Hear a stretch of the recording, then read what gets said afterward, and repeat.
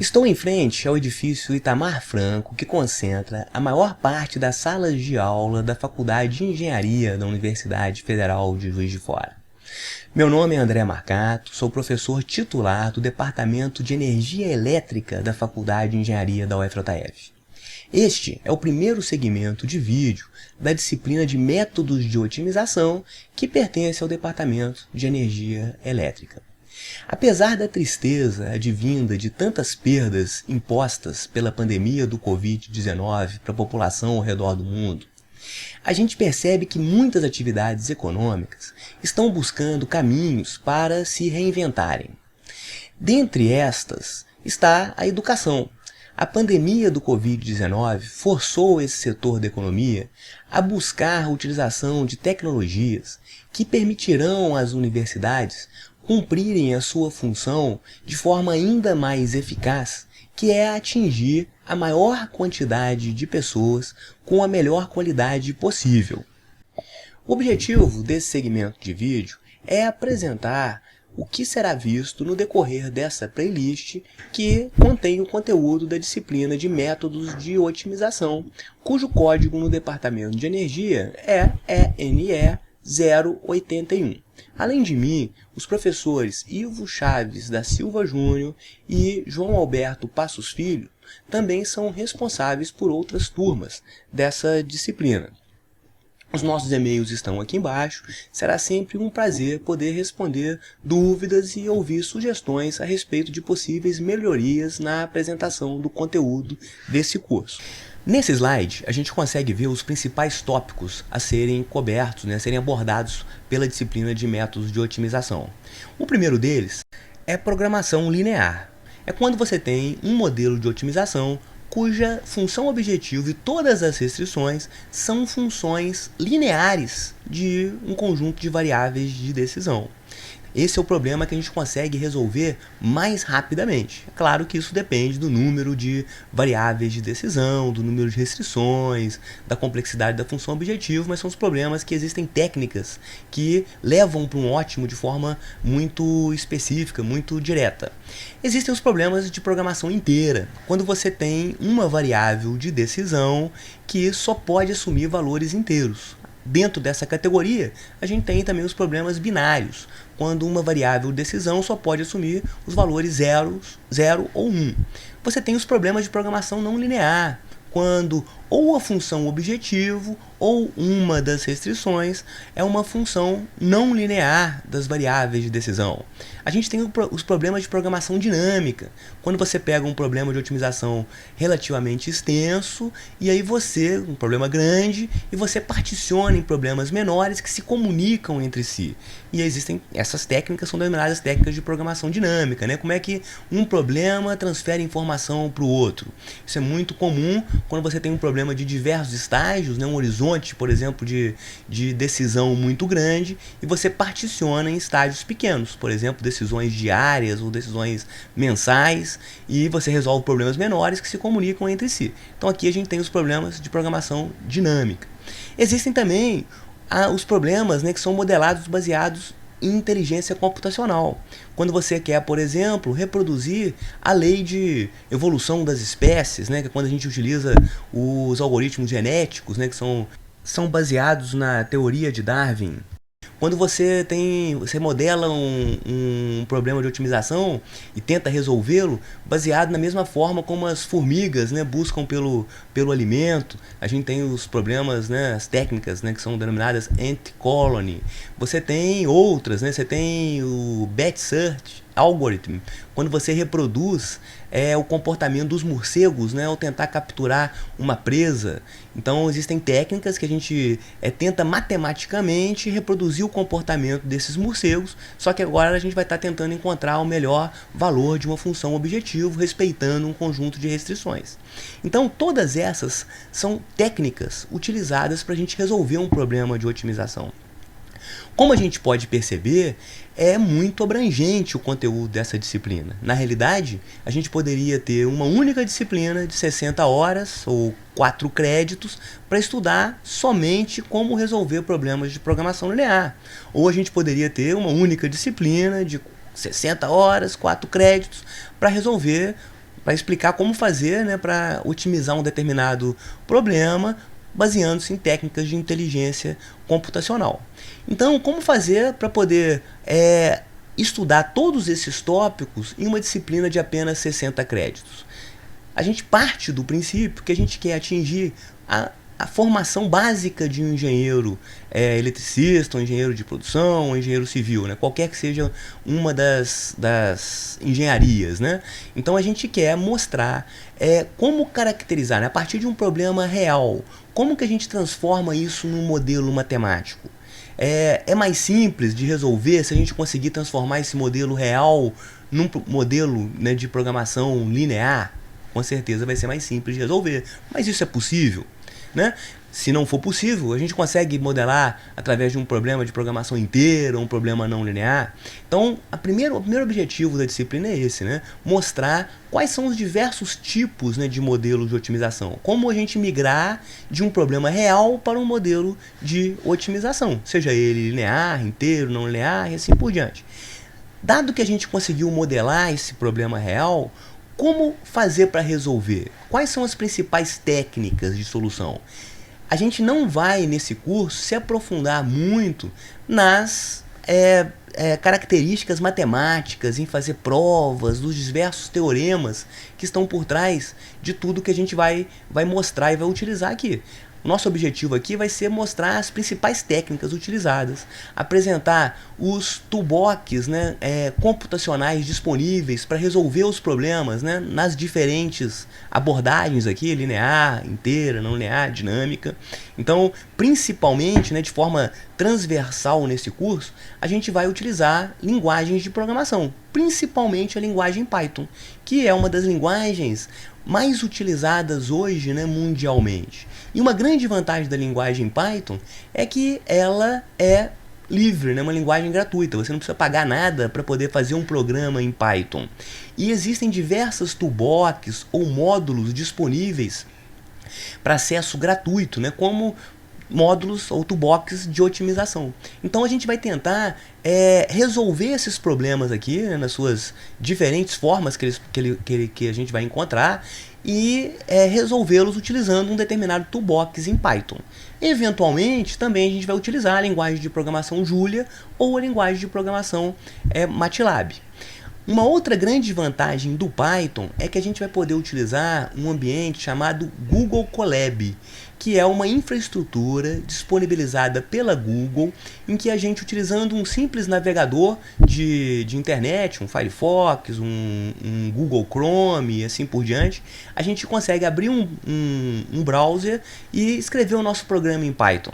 O único requisito para isso é que a gente tenha uma conta da Google, uma conta no Gmail. Então, igual a Google oferece diversos serviços, né? Oferece o Gmail, oferece o Google Sala de Aula, que a gente utiliza, oferece o Google Drive e ela oferece o Google Colab, que é uma plataforma, uma infraestrutura em nuvem em que diversos servidores estão preparados para poder resolver ou executar um programa em Python. Então, isso vai simplificar muito a nossa vida durante o curso.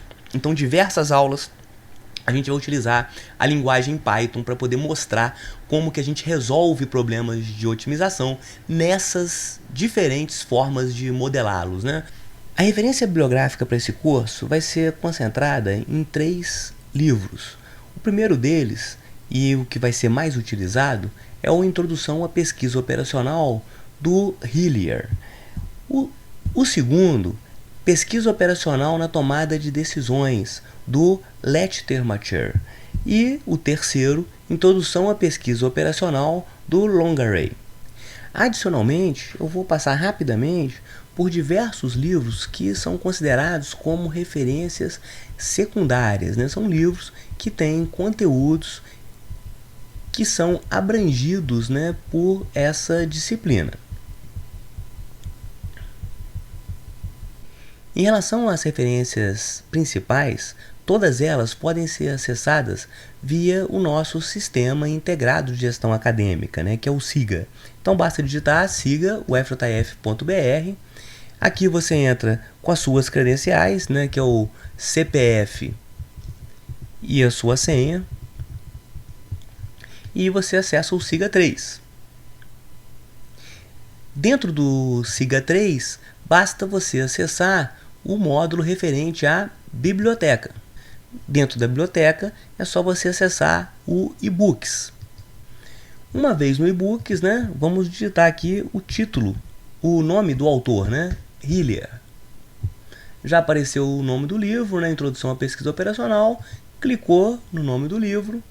Então, logo que você clicou, você vai acessar a capa do livro e a partir daí você vai ter acesso a todo o conteúdo, né? Se você quiser ter acesso ao sumário do livro, né, então basta clicar aqui nesse ícone, né, então você vai conseguir navegar muito facilmente por todos os capítulos do livro. Esse slide ele corresponde a um marco para o nosso curso, porque depois ele contém a foto, né, do George Dantzig, que propôs o método Simplex em 1947.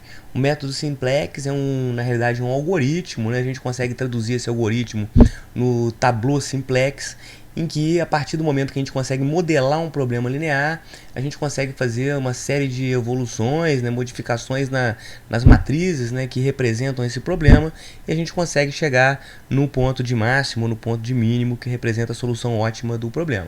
Depois a gente vai se debruçar sobre esse método nas aulas de programação linear, mas ele representa realmente um marco para o nosso curso. O título do slide é Pesquisa Operacional, que é um nome alternativo, né, que a gente dá para o nome da nossa disciplina, né, que é Métodos de Otimização. Nesse slide a gente mostra alguns nomes alternativos, né, para pesquisa operacional. A gente pode encontrar investigação operacional, né, em trabalhos de Portugal. A gente pode encontrar, principalmente em trabalhos mais ligados à Europa, né, o nome Operational Research, e em trabalhos mais ligados, né, aos Estados Unidos, né, a gente encontra a nomenclatura Operations Research. E existem outras denominações, né? No Brasil, a gente encontra, principalmente em programas de pós-graduação, essa disciplina, né, com a nomenclatura programação matemática ou simplesmente otimização. Então, no Brasil, nós temos a Sociedade Brasileira de Pesquisa Operacional, que é a Sobrapo, e a nível internacional a gente tem diversas outras, né? O Informes, né, que promove reuniões, encontros anuais nos Estados Unidos, o Euro, que também promove encontros anuais, só que na Europa, né, que é a Associação Europeia de Pesquisa, Sociedades de Pesquisa Operacional, a APDIO, que é a Associação Portuguesa de Investigação Operacional, a IFORS, que é a Federação Internacional de Sociedades de Pesquisa Operacional, então ela tem abrangência mundial. A ALIO, né, que é uma associação latino-ibero-americana de investigação operativa. Observe então que todas essas sociedades elas congregam, né, pesquisadores com diferentes abrangências assim, regionais, né, que estudam exatamente esse tema. Normalmente, estas sociedades promovem encontros anuais, como por exemplo a Sobrapo, encontros trianuais de 3 em 3 anos, como por exemplo é o caso da IFORS, que reúne então pesquisadores que vão apresentar trabalhos, vão apresentar as suas pesquisas, né? E normalmente nesses encontros a gente pode conseguir observar o que está acontecendo na fronteira do conhecimento na área de pesquisa operacional.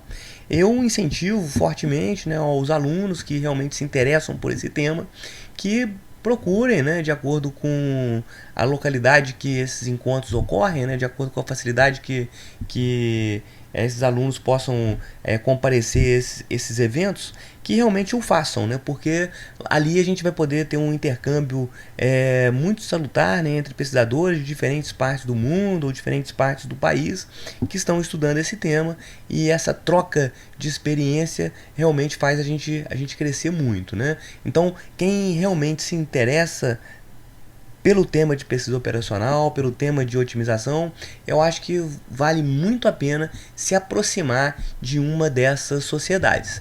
Então, nesse slide que eu vou disponibilizar para todos, né, só você clicar nesses links aqui em azul, e aí você vai ser direcionado às páginas dessas sociedades que a gente elencou. Apenas um breve registro histórico, né? A pesquisa operacional ela começou a se consolidar na Segunda Guerra Mundial. Então, os comandos, tanto britânicos quanto americanos, contrataram cientistas para auxiliarem, né, na logística das operações, né, como enviar suprimento, enviar tropas, um grande número de pessoas, muitos equipamentos bélicos, né, e começou a surgir o nome, né, pesquisa sobre operações, e daí pesquisa operacional. Então, após a Segunda Guerra, esses cientistas e outros que começaram a identificar a importância do tema começaram a aplicar pesquisa operacional em diversas outras áreas, né? Então, a pesquisa operacional, que veio do nome de pesquisa sobre operações, se consolidou como um ramo científico e aplicada tanto a atividades bélicas como atividades também civis. Então, na realidade, pesquisa operacional está relacionada, né, à tomada de decisão em diversas áreas do conhecimento. Só a título de exemplo, né, aqui a gente pegou o título de algumas sessões do iForce 2014, né, o programa técnico. O iForce ocorre de 3 em 3 anos. Então a gente consegue ver diversos temas, né, cobrindo diversas áreas do conhecimento, né? Então aqui a gente tem problemas de programação ferroviária, né? Como é que você faz o agendamento dos trens, na utilização de linhas, né? na utilização dos equipamentos, de toda uma malha ferroviária, problema de otimização tanto de companhias aéreas quanto de aeroportos, né? Operações e programação de utilização de todos os equipamentos que compõem as companhias aéreas e aeroportos, cadeia de suprimento, logística, né, offshore, né, como que a gente consegue enviar pessoas, equipamentos e toda a logística, né, para as plataformas de petróleo, operações de logística de cidades e assim por diante, né? Mercados de gás e eletricidade, né? Gerenciamento energético e ambiental e assim por diante. Então aqui eu elenquei apenas o título de algumas sessões lá do iForce. Então, mas existem muitas outras que não caberiam aqui em apenas um slide. Então, o tema otimização realmente ele permeia em todas as áreas do conhecimento, em todas as grandes áreas do conhecimento, seja na área de humanas, engenharia, as ciências básicas também, física, matemática, área de medicina, saúde. Então, a otimização ela tem realmente um vasto campo de aplicação. Esse slide ele destaca algo que a gente vai fazer durante todo o curso, né? Nós vamos, a partir de um sistema real, ter que identificar quais são as variáveis principais que realmente devam ser representadas e como elas se relacionam entre si e propiciam, né, a construção de uma função objetivo que representa o que nós vamos querer maximizar ou minimizar. Então a construção desse sistema simplificado é realmente muito importante, né? Saber olhar para o sistema real e a partir daí conseguir construir um modelo mais simples, né? Esse modelo tem que conseguir representar as características realmente importantes do sistema real. E a partir daí a gente vai conseguir realizar a tomada de decisão. Então, nessa modelagem para tomada de decisão, uma das componentes principais são as variáveis de decisão. E elas podem ser contínuas, discretas ou inteiras e binárias, né? As variáveis binárias é um caso particular das variáveis discretas ou inteiras. Então, o que são as variáveis contínuas, né? Elas podem assumir qualquer valor dentro de um determinado intervalo. As variáveis discretas ou inteiras, elas devem assumir apenas valores inteiros, né? Então aqui a gente tem um exemplo, né? Dimensionamento da escala ideal de funcionários por turno de trabalho. Então uma determinada empresa quer saber quantos funcionários ela deve colocar no turno da manhã, da tarde e da noite. Então não tem como essa variável assumir um valor contínuo, né? Não tem como você escalar um funcionário e meio ou um funcionário 0,2 para um turno de trabalho. Essa variável de decisão ela deve ser inteira, tá certo? Unidades a fabricar de cada tipo de caminhão de uma indústria automobilística, né? Então, o número de caminhões a serem fabricados num determinado período também tem que ser uma variável discreta ou inteira. Às vezes, né, um caso particular dessas variáveis discretas ou inteiras, a gente encontra as variáveis binárias, né? Essas variáveis elas podem assumir apenas os valores 0 ou 1. Muitas vezes, né, as variáveis binárias estão associadas a problemas de expansão, quando você quer decidir sobre a construção ou a instalação de um determinado equipamento, né, então, em sistemas elétricos de potência, muitas vezes a gente tem que decidir entre construir ou não uma usina hidrelétrica, ou uma usina térmica, ou uma usina eólica. Logo, as variáveis de decisão são aquelas que são manipuladas pelo modelo de otimização. Ou seja, o modelo de otimização ele consegue variar os valores dessas variáveis de decisão em busca de um ótimo. O processo de otimização ele busca sucessivos valores das variáveis de decisão em busca de uma meta, que pode ser maximizar ou minimizar um objetivo pré-determinado. Além das características contínuas, discretas ou binárias, essas variáveis de decisão elas podem assumir valores positivos ou negativos. Um outro componente importante no processo de tomada de decisão são os parâmetros. Os parâmetros são aqueles valores previamente conhecidos. Então, digamos que a gente tenha um robô e que a gente precisa otimizar a trajetória desse robô. E a gente conhece o peso do robô, a gente conhece o coeficiente de atrito que o robô tem com determinado tipo de superfície.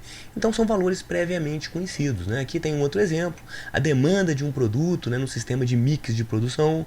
Uma empresa ela pode decidir entre produzir uma determinada quantidade de dois produtos, então essas seriam as variáveis de decisão, quanto que eu vou produzir do produto A e do produto B, mas a demanda é conhecida, né? A gente sabe que a gente vai conseguir vender no máximo tantas unidades do produto A e no máximo tantas unidades do produto B. Então essa demanda ela é conhecida. Então todos esses valores previamente conhecidos são denominados de parâmetros de um problema de otimização. Muito bem, né? A partir daí a gente consegue construir a chamada função objetivo. O que é a função objetivo, que muitas vezes a gente chama de simplesmente FOB? É a função matemática que determina o valor-alvo que se pretende alcançar. Então, um exemplo, né? Minimização do custo de operação de um sistema hidrotérmico.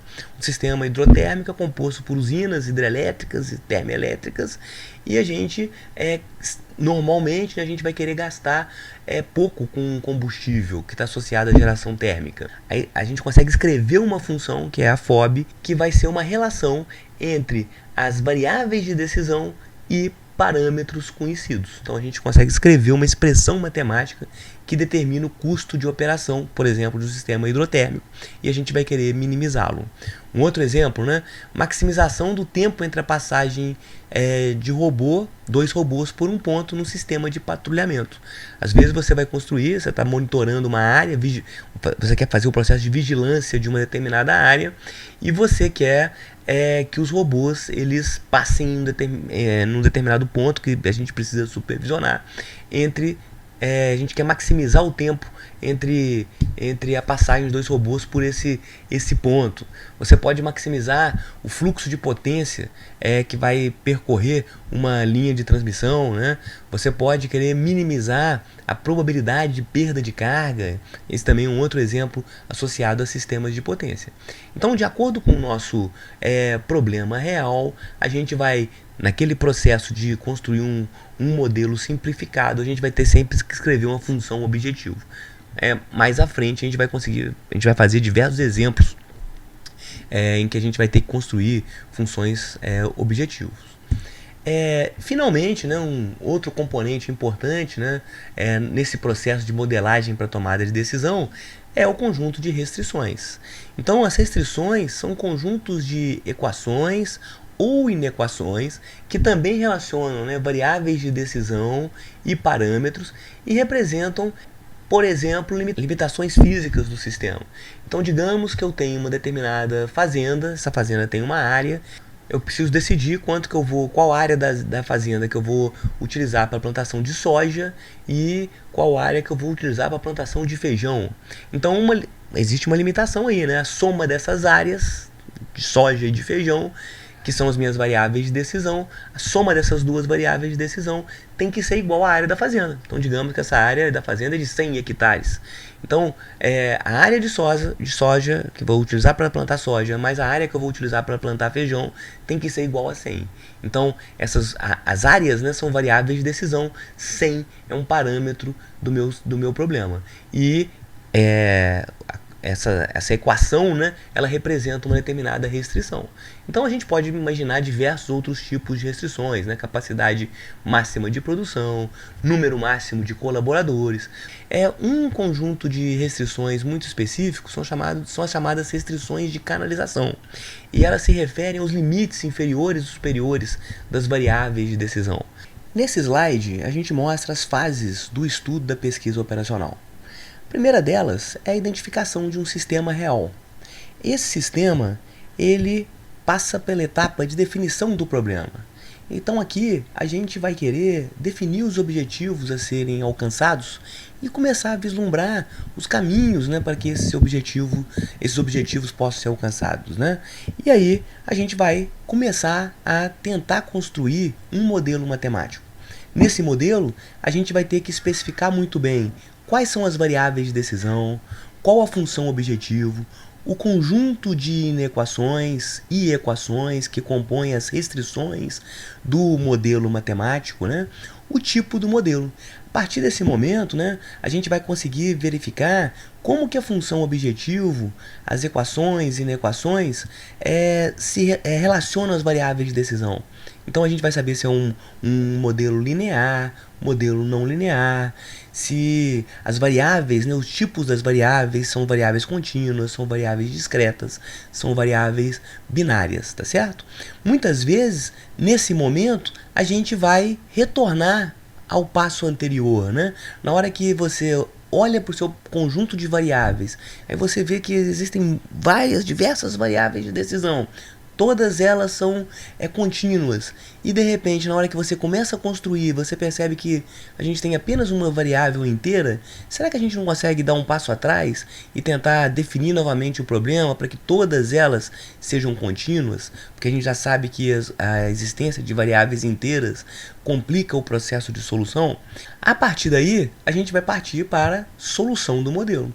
Então, dado que a gente já conhece com detalhe, né, o conjunto de equações, de restrições, a função objetivo, a gente vai poder saber qual técnica de otimização vai ser utilizada. A gente vai poder utilizar técnicas de programação linear, não linear, programação dinâmica, técnicas inteligentes como o Batch-Search Algorithm. Tá certo? Novamente aqui, nesse processo de solução do modelo, a gente pode encontrar dificuldades que nos remetam a etapas anteriores da mesma forma. Passando pela solução do modelo, a gente vai ter que passar para a etapa de validação.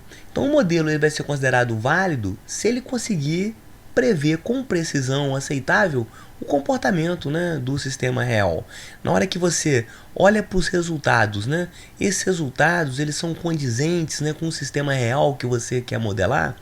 Caso afirmativo, a gente segue à frente, né? Caso negativo, a gente vai ter que refinar novamente e tentar melhorar o modelo matemático que foi construído.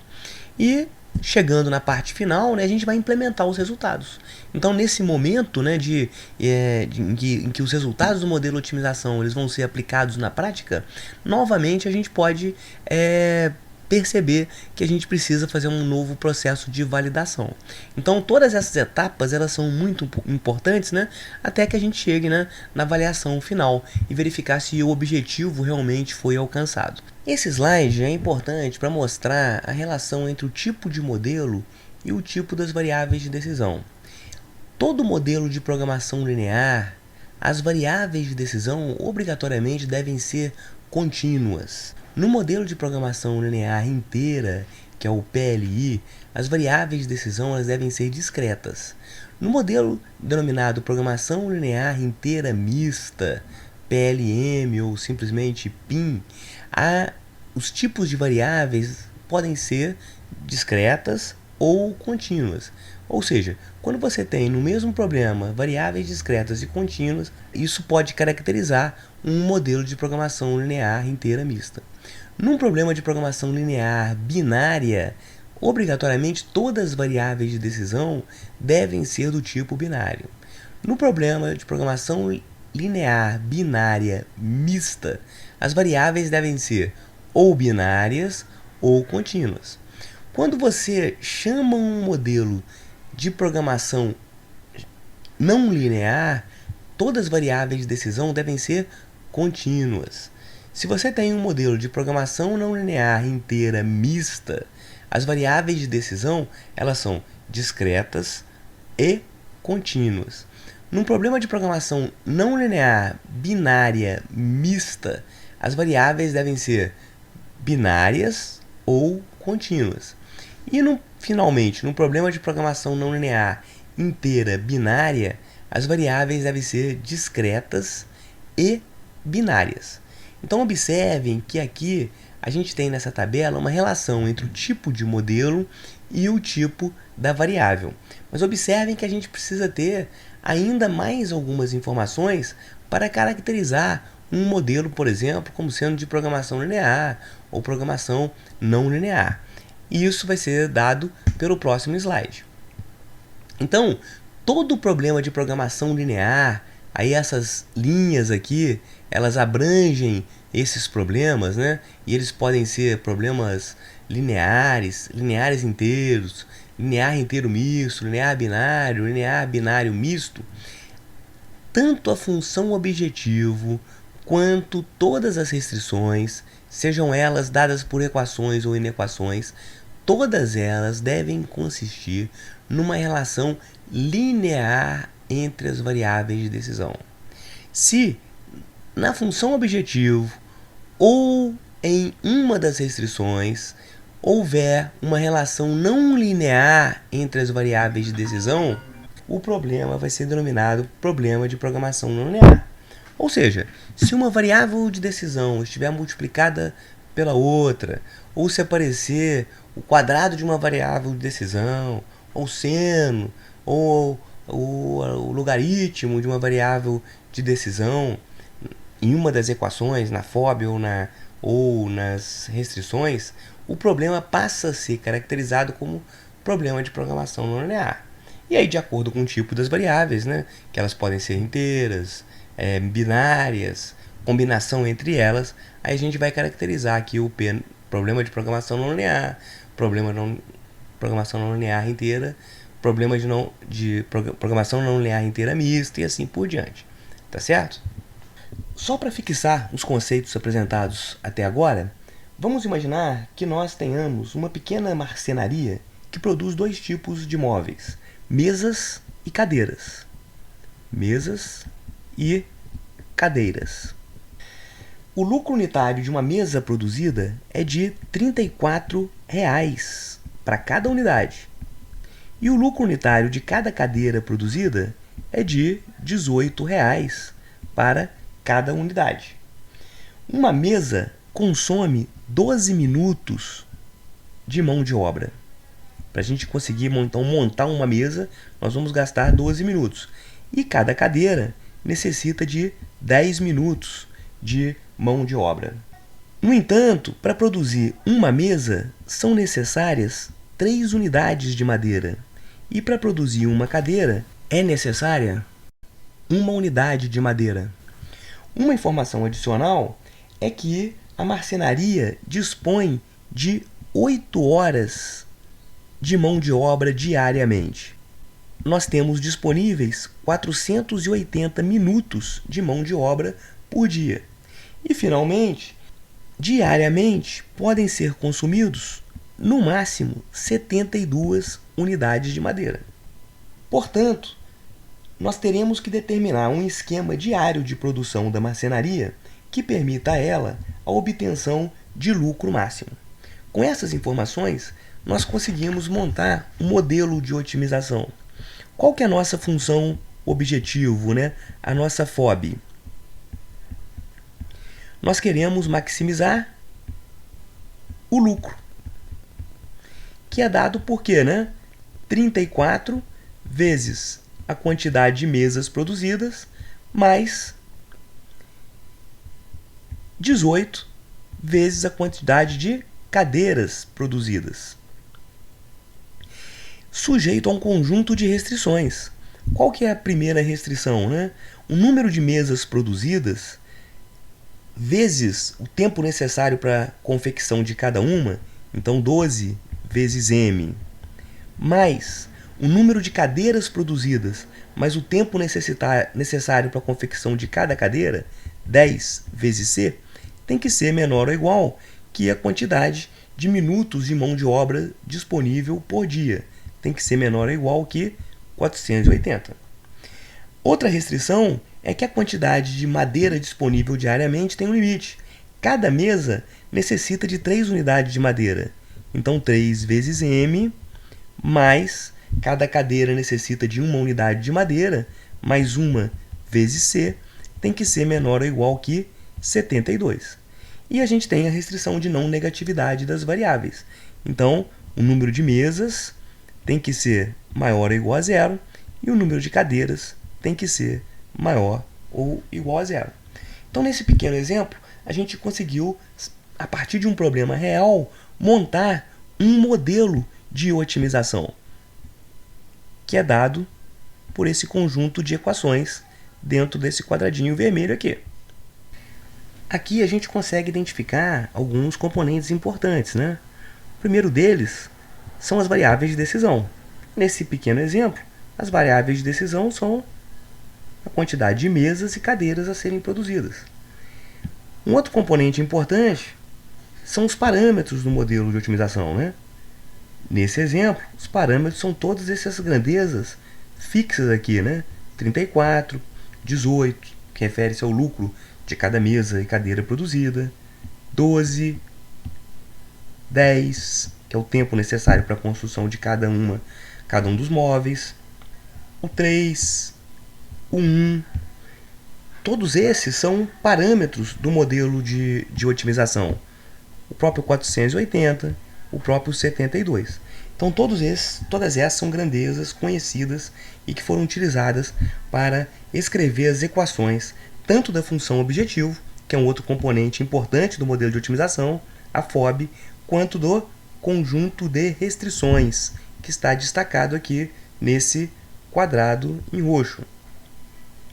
Nesse exemplo, todas as restrições são dadas por inequações do tipo menor ou igual.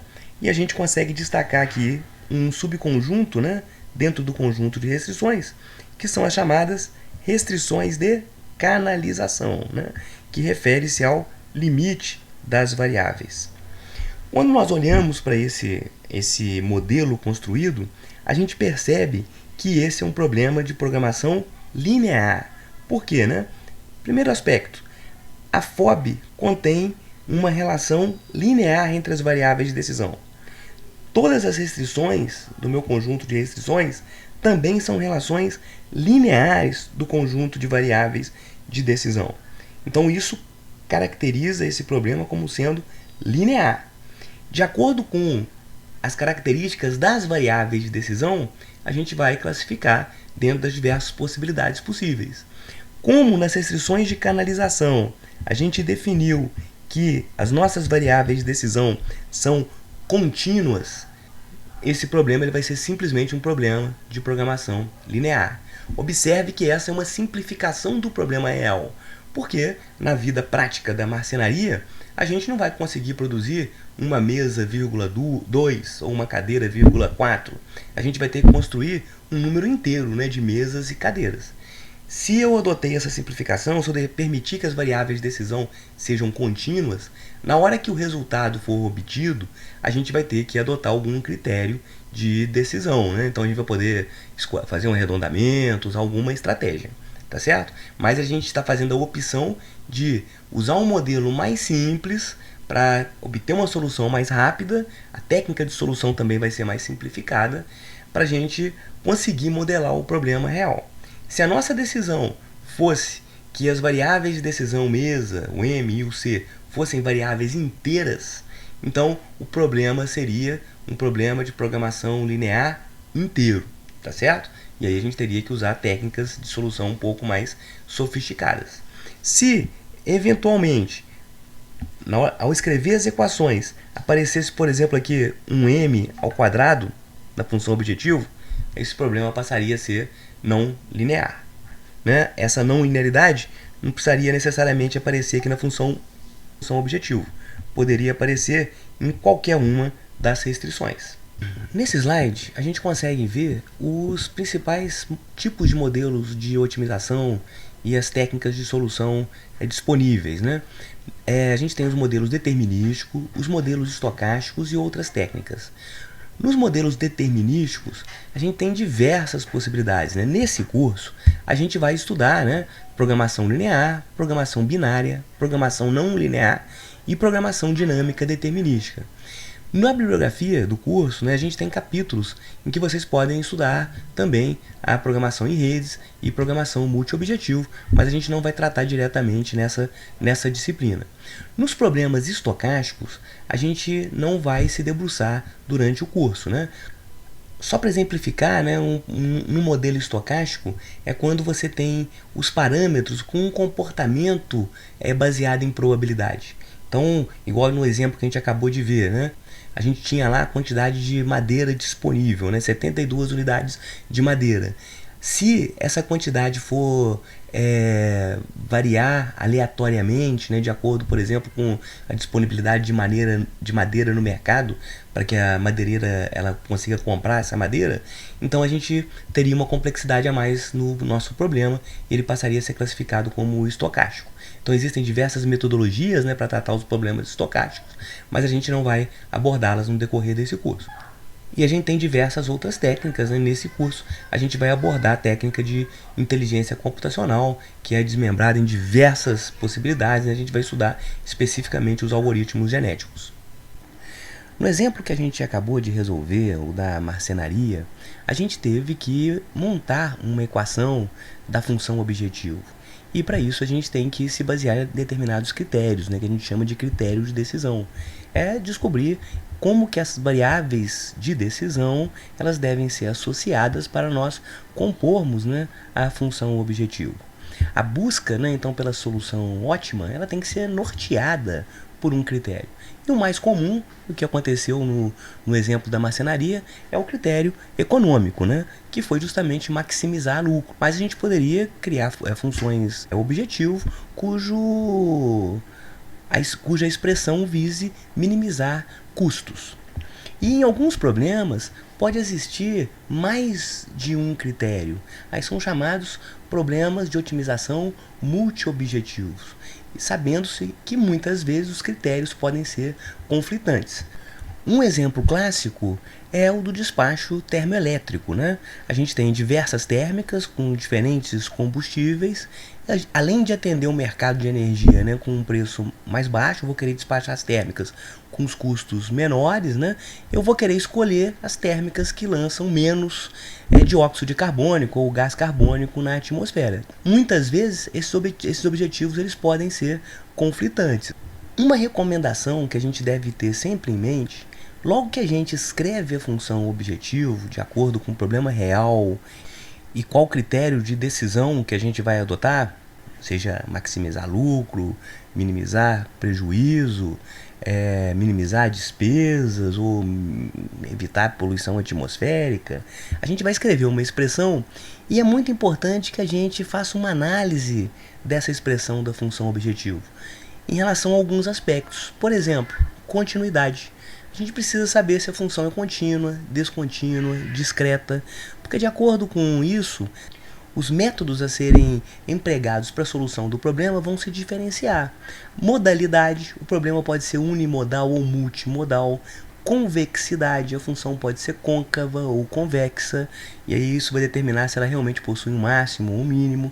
Ela pode ser côncava e convexa ao mesmo tempo, então no caso essa função ela vai ser, né, nesse caso que a função é côncava e convexa, você vai ter uma função linear. Ela pode ser nem côncava e nem convexa, que é o caso em que você vai ter diversos pontos, né, de máximo e mínimo. Tudo isso vai ser importante para a gente escolher a metodologia correta e também para analisar o resultado. Por exemplo, uma função que não é nem côncava nem convexa, né, que possui vários máximos e mínimos, e a gente está usando um método de otimização baseado em derivada, a gente vai buscar lá o momento em que a derivada vai ser igual a zero, aquele ponto que a gente vai encontrar, ele é um ponto que representa um mínimo ou um máximo local. A gente não tem uma garantia de que a gente está encontrando o mínimo ou o máximo global do problema. Então, o primeiro passo na hora que você começa a fazer a modelagem, na hora que você constrói a função objetivo, é analisá-la, né, de acordo com esses critérios aqui: continuidade, modalidade, convexidade. Além disso, né, a gente tem, né, a FOB ela pode ser linear ou não linear, monoobjetivo ou multiobjetivo. Tudo isso tem que ser levado em conta para a gente poder escolher a metodologia correta para resolver o problema. Rapidamente, vamos ver alguns exemplos, né, de como que a FOB ela pode se comportar, né? Então aqui a gente tem uma FOB contínua em todos os pontos, né? Inclusive uma função muito simples, é uma função monovariável, uma função f de x que depende apenas de x, mas é uma função contínua em todos os pontos. Aqui também a gente tem uma função contínua em todos os pontos e monovariável, né? Agora aqui a gente tem um outro detalhe, né? Então é uma função contínua, mas não diferenciável em todos os pontos, né? Então existem alguns pontos aqui específicos em que ela não é diferenciável. Por que é importante a gente olhar para essa função e perceber como é que é o comportamento gráfico dela, né? Porque a gente já sabe que em alguns pontos, se a gente for utilizar um método, por exemplo, baseado em derivada, ela não vai ser diferenciável. Isso pode causar problema e vai nos direcionar para a escolha da melhor metodologia. Essa é uma função FOB, né, descontínua, né? Então, quando a gente, da mesma forma, ela continua ainda sendo monovariável, né? Então, a gente percebe que no ponto x0 existe uma descontinuidade, né? Então, a gente consegue observar os valores aqui da função f de x, mas nesse ponto a gente observa uma descontinuidade da função. Novamente, né, a gente tem uma FOB descontínua aqui, agora em vários pontos, ainda monovariável, né? Aqui a gente tem já uma FOB discreta, né? As variáveis de decisão elas podem assumir apenas valores inteiros, e isso gera uma FOB discreta, né? Novamente, né, um novo exemplo de FOB discreta. Obviamente, os métodos que a gente vai utilizar para resolver um problema que tenha FOB contínua e outros que tenha FOB discreta, eles devem ser diferentes de acordo com essas peculiaridades. Agora a gente tem uma função unimodal em uma dimensão. O que significa esse termo unimodal, né? É que ela tem apenas um ponto de máximo. Isso é muito importante também para a escolha da metodologia, né? Então a gente sabe que se a gente utilizar metodologias que são capazes de buscar um ponto de máximo e essa função ela é unimodal, então a gente sabe que a gente vai estar encontrando aqui o ótimo global, né? Então unimodal em duas dimensões agora, né? Então tem as variáveis x1, x2 e aqui está a minha FOB. Novamente, essa função aqui ela é unimodal, a gente observa apenas um ponto de máximo. A função unimodal ela pode ter, né, apenas um ponto de máximo ou então apenas um ponto de mínimo. Essa função é multimodal em uma dimensão, porque ela tem apenas uma variável, ela depende apenas da variável x, né? Mas a gente percebe que existem diversos pontos, né, de mínimo, diversos pontos de máximo. Então, obviamente, a metodologia que a gente vai empregar, ela vai encontrar um desses pontos e a gente tem que saber que a decisão que vai ser encontrada, ela pode não ser a de um ótimo global. Se a gente estiver utilizando um critério, um método baseado em derivada, e a gente está procurando um ponto de mínimo, ele pode ficar preso aqui. Ao passo que o ponto B seria um ponto de mínimo melhor do que esse ponto D aqui, tá certo? Aqui uma função multimodal em duas dimensões, né? Então tem novamente as variáveis x1 e x2 e a gente vê, né, que existem diversos pontos de mínimo nessa função, né? Tem o ponto A, o ponto C e o ponto B, né? Então observe que o ponto C na realidade não é um ponto de mínimo, né? É um ponto de inflexão. Funções multimodais, né? Então, sendo objetivo a minimização dessa função, quantas soluções existem aqui, né? Obviamente a gente vai ter aqui os pontos A e B, só que o ponto B ele representa um mínimo local apenas e o ponto A ele representa um mínimo global. Uma outra definição importante, né, só para a gente relembrar, é saber quando uma função é côncava ou quando uma função é convexa. Então esse aqui é um exemplo de uma função côncava, né, e ela vai ter um ponto de máximo, né.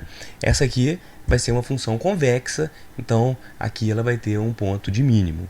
Então é importante a gente lembrar desses conceitos ao longo do nosso curso. Uma forma de memorizar isso aí, né, que às vezes a gente confunde, né, entre côncavo e convexo, a gente pode fazer uma busca no Google, né, como você lembra, né, se você é uma função côncava ou convexa. Então, se você usar essa palavra aqui, né, concave, aí você lembra da caverna, né, e aí você lembra que esse formato aqui é de uma função côncava, né, que ela vai ter um ponto de máximo. E se você lembrar da expressão convex, né, o V do convex, ele te leva a um ponto de mínimo, né? Então vai ser uma função que vai ter esse aspecto aqui. Então é só para uma brincadeira para a gente lembrar, né, do quando que uma função é côncava ou quando uma função é convexa. Esse aqui é o exemplo de uma função que ela não é nem côncava nem convexa, né? Então alguns trechos da função, ela vai ser côncava, olha a caverna aqui, né, ponto de máximo, aqui você tem uma outra caverna, e em alguns pontos ela vai ser convexa, né? Então aqui a gente tem o Vzinho aqui, né, e a concavidade dela está voltada para cima. Quando você tem uma função côncava, existe a garantia de ótimo global quando você encontrar o ponto de solução? Claro, né? O ótimo global vai estar aqui no ponto de máximo da função. Se a função for convexa, existe a garantia de ótimo global? Claro, né? Tinindo aqui, né? Porque se a função é convexa, ela vai ter a concavidade voltada para cima, e aí você obrigatoriamente vai ter um ponto de mínimo nessa função. E se a função não é nem côncava nem convexa, existe a garantia de ótimo global? Não existe, né? Então é difícil, né? Porque você pode chegar nesse ponto aqui e achar que é o máximo, enquanto na realidade existe esse outro ponto aqui, que ele é um ponto com valor ainda mais elevado que esse anterior. Então essa análise, a gente está apenas relembrando esses conceitos para mostrar que essa análise realmente ela é muito importante. Como que você pode fazer para examinar a convexidade ou concavidade de uma determinada função, né? Através, se você estiver trabalhando com uma função monovariável, através da derivada segunda, da análise da derivada segunda dessa função.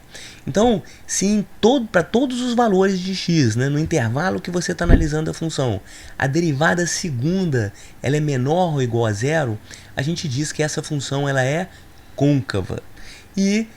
Mas observe que pode existir algum ponto em que essa derivada segunda é igual a zero. Esse ponto ele pode representar, né, um ponto de máximo ou pode ser um ponto de inflexão. Então a gente tem essa diferenciação aqui entre uma função côncava e estritamente côncava. Então uma função estritamente côncava é quando você tem a garantia que para todos os valores de x no intervalo que você está analisando, a derivada segunda é menor do que zero. Então você sabe que realmente em todos os pontos a concavidade da curva está virada para baixo. E análise similar, né, é para o caso da função convexa. Ela pode ser convexa ou estritamente convexa. Você vai analisar a derivada segunda. Quando a derivada segunda é maior do que zero, né, para os valores de x dentro do intervalo que você está analisando, a função ela vai ser convexa, né? Então existe um ponto de mínimo. Então sempre que a derivada segunda é maior do que zero para todos os pontos, a função é convexa. Sempre que a variável segunda é menor do que zero para todos os pontos, a função é côncava. Observando o detalhe só aqui do menor ou igual ou maior ou igual para a gente diferenciar estritamente côncava ou estritamente convexa. Quando você está trabalhando com funções multivariadas, que realmente é o caso que a gente mais vai encontrar, né, nos problemas que a gente vai resolver, o próprio exemplo da marcenaria era uma função multivariada, a gente vai ter que fazer a análise da matriz hessiana, né, que na realidade é uma matriz que considera todas as derivadas segunda, né, só que em relação a todas as variáveis de decisão. Então, a função multivariada ela vai ser convexa se a sua matriz hessiana é positiva semidefinida. E a função multivariada ela vai ser côncava se a sua matriz hessiana é negativa semidefinida. Então, muito parecida com a análise anterior, né? Aqui a função ela é côncava, lembra da caverninha, né? Então tem um ponto de máximo se a derivada segunda é menor do que zero. O que acontece aqui, né? A função ela vai ser côncava se a matriz hessiana é negativa semidefinida. E o inverso, né, a convexa, se ela for positiva semidefinida.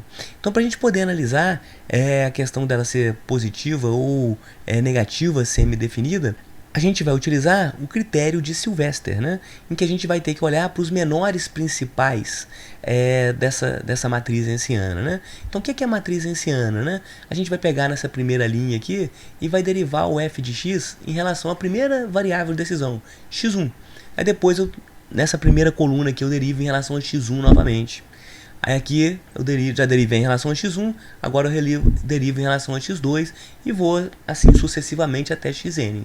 Então, o que acontece agora nessa segunda linha? Eu vou derivar primeiramente f de x em relação a x2, aí depois eu derivo em relação a x1, aí depois eu derivo em relação a x2, né, nessa coluna. Então aqui vai ser a função f de x derivada em relação a x2 duas vezes, né, e assim por diante até xn. Então obrigatoriamente essa aqui vai ser uma matriz quadrada, né?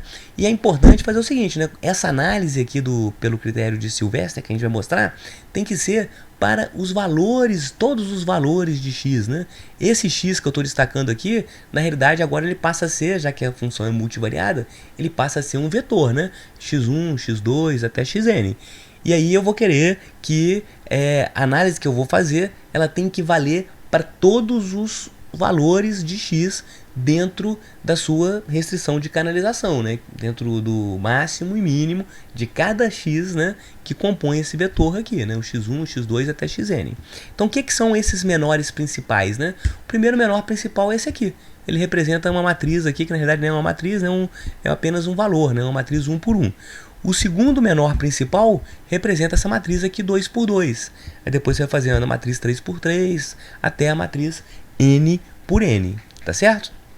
Então, todos os menores principais eles devem ser positivos para o caso que você vai ter uma função multivariada convexa, ou negativo para o caso em que você vai ter uma função multivariada côncava, né? E como é que você define esse positivo ou negativo? É o determinante dessas matrizes aqui que constituem os menores principais. Vamos fazer um pequeno exemplo agora. Digamos que a minha função objetivo, f de x, é dada por menos 3x ao quadrado menos 4x mais 4. Então, a função objetivo é monovariada, depende apenas da variável de decisão x. A derivada primeira de f de x vai ser f' de x, que é dada por quê, né? Menos 6x, né? 2 vezes 3, 2 vezes menos 3, né? X, vezes menos 4. A derivada segunda de x vai ser dada por uma constante, né, menos 6.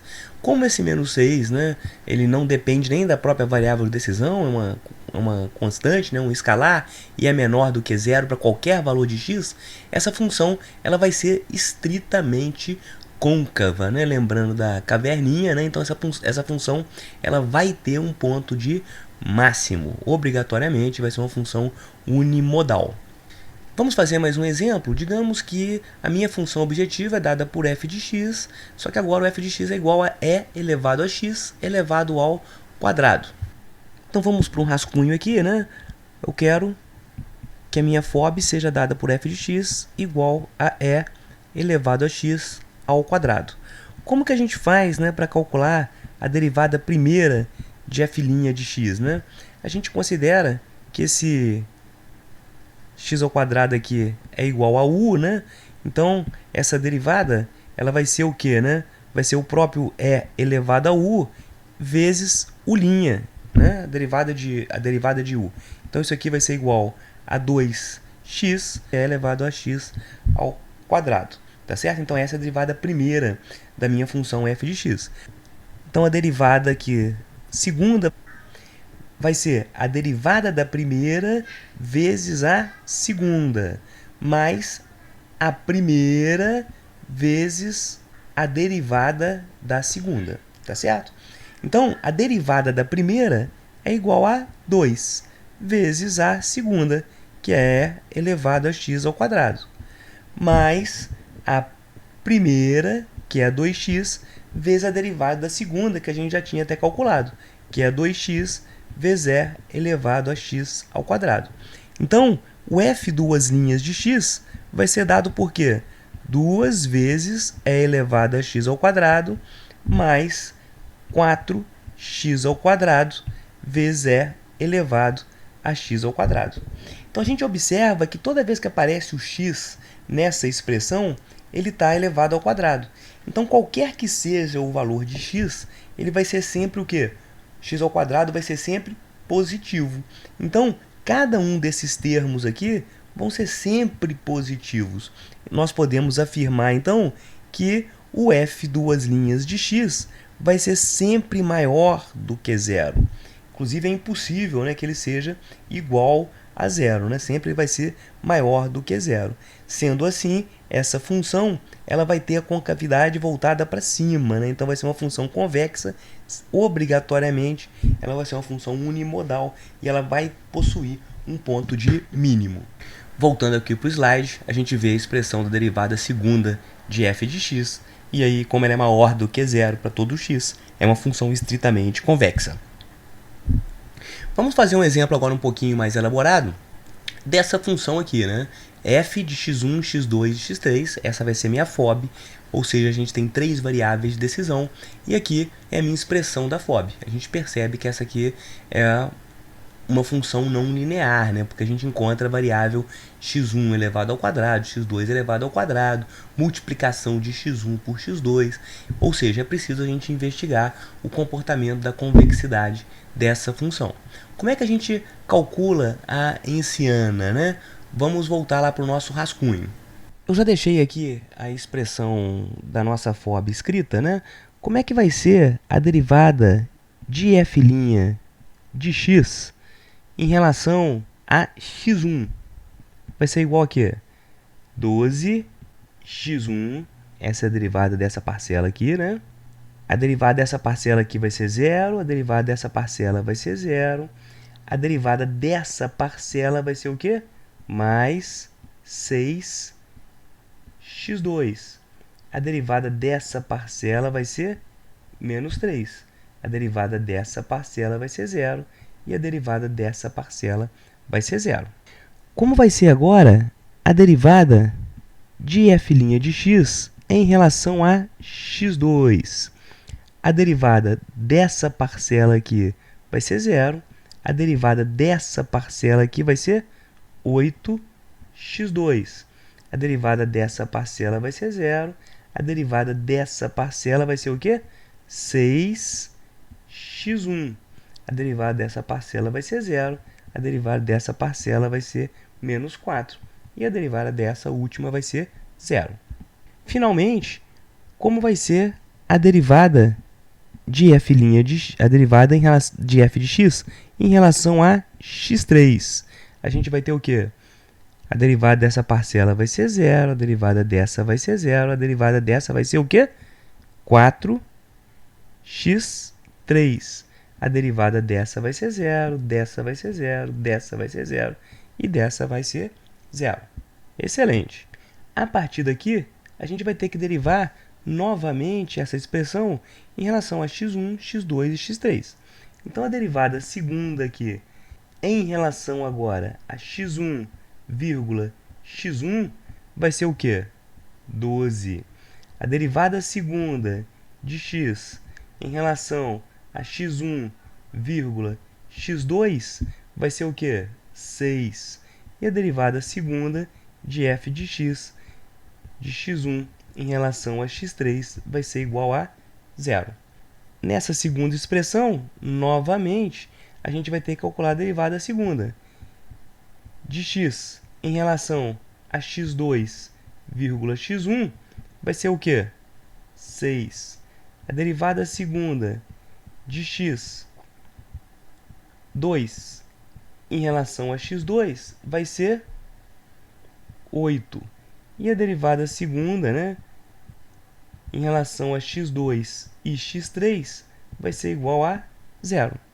E, finalmente, a nossa última expressão, né? Eu preciso da derivada segunda em relação a x3, e x1, que vai ser zero, a derivada segunda em relação a x3 e x2, que também vai ser zero, e a derivada segunda em relação a x3 e x3, que nesse caso aqui vai ser 4. Então, com esses valores calculados, a gente tem como calcular a nossa hessiana, que vai ser 12, 6, 0, 6, 8, 0 e 0, 0, 4. A partir daqui, a gente tem como calcular os menores principais. O primeiro menor principal é só esse 12. O determinante vai ser igual a 12. O segundo menor principal vai ser qual? Essa matriz 2 por 2 aqui, né? Qual que vai ser o determinante? Pego essa diagonal, 12 vezes 8, menos 6 vezes 6. Isso aqui dá quanto? 96 menos 36, que é igual a 60. E a última matriz vai ser a própria hessiana completa, né? Como é que a gente calcula o determinante? Vai ser igual esse produto, 12 vezes 8 vezes 4, que é 384, menos esse vezes esse, que dá 0, esse vezes esse, que dá 0.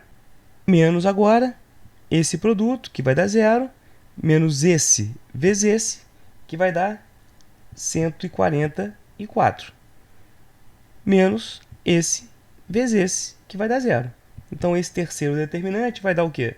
384 menos 144, que é igual a 240. Ou seja, os determinantes foram todos iguais, todos positivos, né? Então, a gente chega à conclusão que essa função ela tem a concavidade voltada para cima, né? Então, é uma função convexa que vai possuir um mínimo, né? E ela vai ser, inclusive, estritamente convexa, que todos os determinantes foram maiores do que zero, né? Nenhum foi igual a zero. De volta ao nosso slide, né, a gente consegue ver a nossa matriz hessiana aqui, né? Então, as hessianas, né, dos menores principais. Então, todos eles, né, então a gente, todos eles maiores do que zero, né? Então, a gente considera que a matriz é definida positiva e a função vai ser estritamente convexa.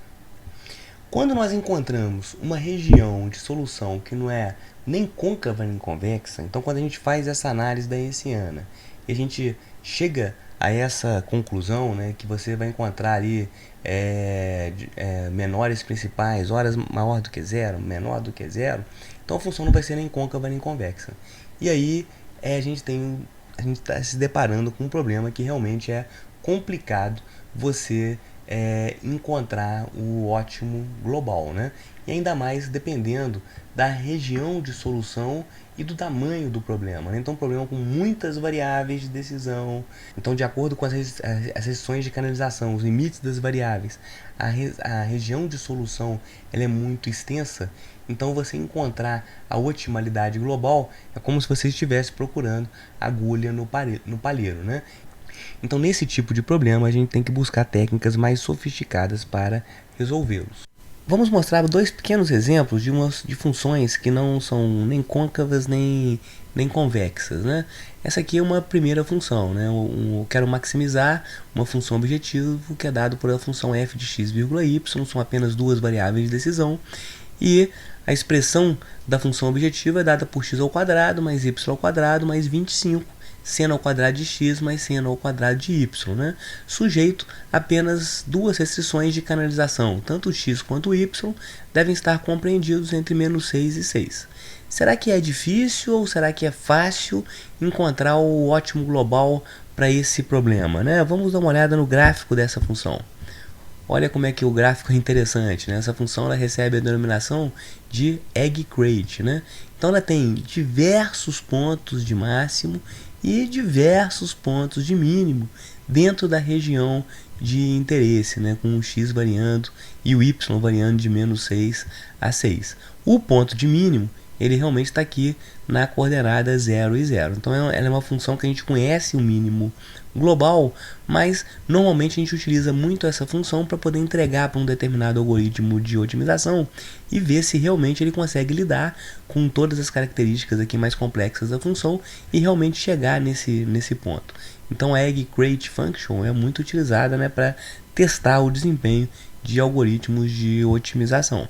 A gente consegue visualizar também a Egg Crate Function, né, através desse gráfico aqui de calor, né, que ele é bidimensional. A gente tem as variáveis x e y e de acordo com as cores aqui a gente consegue perceber qual que é o valor da nossa função objetivo.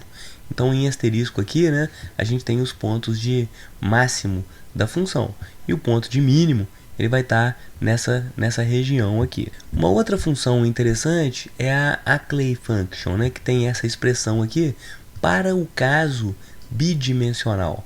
Só que a gente pode ter a Ackley Function para 3, 4, 5 e assim por diante, né, variáveis de decisão. Então nesse gráfico que a gente vai mostrar daqui a pouquinho, a gente tem o f de x, y, então são só duas variáveis de decisão e ambas as variáveis de decisão tem que estar entre menos 32 e 32. A Ackley Function também é uma função não convexa, muito utilizada para testar a performance de algoritmos de otimização. Olha como é que a função ela é realmente complicada, né? Então a gente tem diversos, infinitos aqui, mínimos locais, né? E sendo que o ponto de mínimo da função também está aqui no 0 e 0, né? Então por isso que essa função ela é realmente muito utilizada para testar o desempenho de algoritmos, que a gente percebe que é complicado você conseguir chegar nesse ponto se você usar métodos tradicionais de otimização, principalmente baseados em derivada. Aqui é um outro gráfico, né, mostrando a Ackley Function, só que agora a gente delimitou um pouquinho mais, né? A gente está considerando na restrição de canalização que o x e o y tem que estar entre 4 e menos 4. Aqui a gente tem um gráfico de calor, também bidimensional, para mostrar como é que o x e o y, né, podem variar, né, até a gente encontrar o ponto aqui de mínimo global que nos interessa, que está justamente no ponto 0 e 0. Um último exemplo, vamos analisar uma função agora de maximização, mas com restrição. Vamos partir do paraboloide elíptico e nós queremos maximizar a função z, só que o z é dado por menos 2x ao quadrado, menos 2y ao quadrado, mais 4. Aqui está o gráfico do paraboloide elíptico, né? Facilmente a gente percebe que é uma função, né, de duas variáveis de decisão, x e y, uma função unimodal. E facilmente a gente consegue identificar aqui o ponto de máximo, né? Dado que essa é uma função com a concavidade voltada para baixo, então uma função côncava, né? E aqui está o ponto de máximo. Aqui a gente consegue ver o mapa de calor e novamente facilmente a gente consegue ver o ponto de máximo. Todos esses gráficos, daqui a pouco a gente vai mostrar uma ferramenta computacional para a gente poder traçá-los, né? Agora nós vamos inserir algumas restrições, né? Elas estão aqui em vermelho, né? Primeiro nós vamos colocar x menor ou igual a 1,5, y menos 3x mais 1,5 menor ou igual a 0 e y maior ou igual a 0. No próprio mapa de calor, a gente vê agora qual região que é factível na hora que você considera esse conjunto de restrições, né? Então aqui está o y maior do que 0, né? Toda a região acima dessa reta aqui. Aqui a gente tem o x menor do que 1,5, então toda a região que está à esquerda dessa reta vertical aqui, né? E a gente tem a restrição, né? Y menos 3x mais 1,5 menor do que 0, que é tudo que está abaixo dessa reta aqui. Então a gente percebe que a região viável ela deve estar sobre esse triângulo destacado aqui em preto, né? E obviamente a gente já consegue perceber que o ponto de máximo do paraboloide, né, quando a gente não estava considerando restrições, não faz parte dessa nova região. Mas o ponto que tem o maior valor, né, vai ser esse pontinho aqui que está sobre o vértice do triângulo. Em 3 dimensões, a gente consegue ver que agora a nossa região viável é essa aqui, né? Essa, então, é a formulação geral de um problema de otimização. Então, nós vamos querer minimizar ou maximizar uma função f de x. Lembrando que esse x aqui é um vetor, né? E a dimensão desse vetor é o número de variáveis de decisão. Então, aqui eu vou ter x1, x2 até xn. sujeito a um conjunto de restrições, né? Aqui a gente tem restrições de igualdade, que a gente chamou de h de x. Então observe que h é um vetor de funções. Eu tenho várias funções, todas elas dependem também de um vetor de variáveis de decisão x. E aqui eu tenho, novamente, um conjunto de funções g. Cada uma das funções g, g1, g2 e assim por diante, dependem das minhas variáveis de decisão, que também é um vetor x. E essas inequações podem ser do tipo menor ou igual ou maior ou igual. E aqui eu tenho as restrições de canalização. Esse meu vetor de variáveis de decisão tem que estar limitado. Aqui eu tenho um vetor com os mínimos e aqui eu tenho um vetor com os máximos. Nesse slide, a gente tem uma informação importante que a gente destaca as chamadas variáveis duais, né? Que a gente vai explorar isso em aulas específicas, né?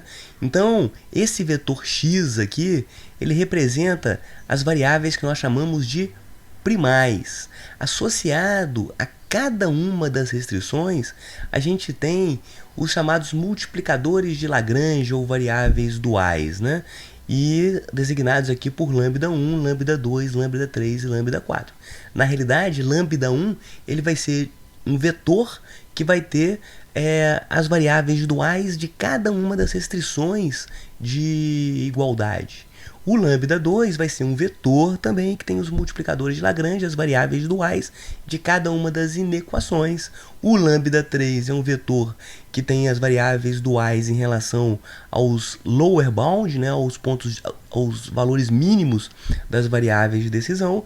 E o lambda 4 são as variáveis duais em relação aos upper bound, né, os valores máximos das variáveis de decisão. A análise das variáveis duais nos proporciona indicadores de sensibilidade muito importantes que a gente vai abordar em aulas posteriores.